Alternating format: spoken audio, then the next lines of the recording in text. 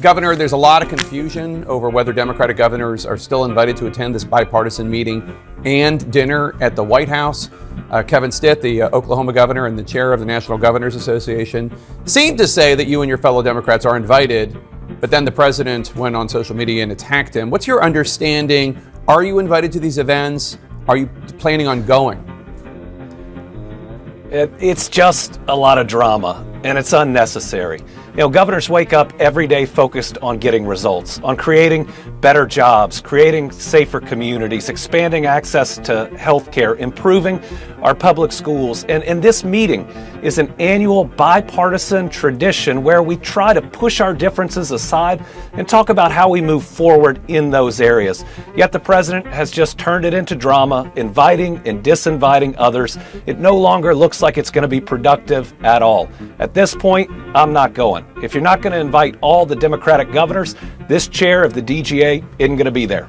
So just for the record, it's Jared Polis of Colorado and Wes Moore of Maryland who are the two Democrats not invited. Are you worried at all that you not going will ultimately hurt your constituents in any way, denying you an opportunity to bring up your concerns with the president directly?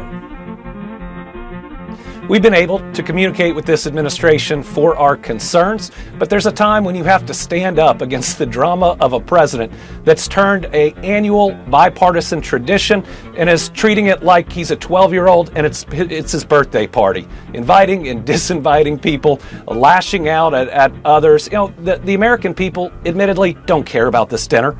They don't care necessarily about the meeting. They care about whether you're improving their lives, decreasing costs, trying to address their everyday challenges. So that's what I'm going to be focused on. For the record, I've had two 12-year-olds, and neither of them would have ever done that.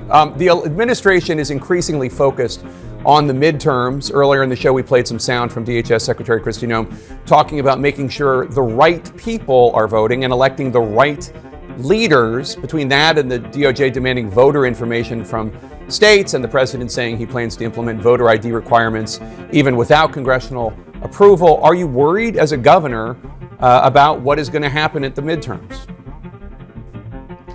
Well, it's my job to be worried. Kristi Noem's statements are wild and they are un-American. The president talking about not federalizing elections. He first said Republicans should take over elections in certain states. That is anti-democracy. But Democratic governors and AGs are ready to stand up and make sure we have full and fair elections. But I'll say this. If you try to intimidate the American people, especially when it comes to something so foundational as voting, I think you're underestimating them. I think you'd see huge lines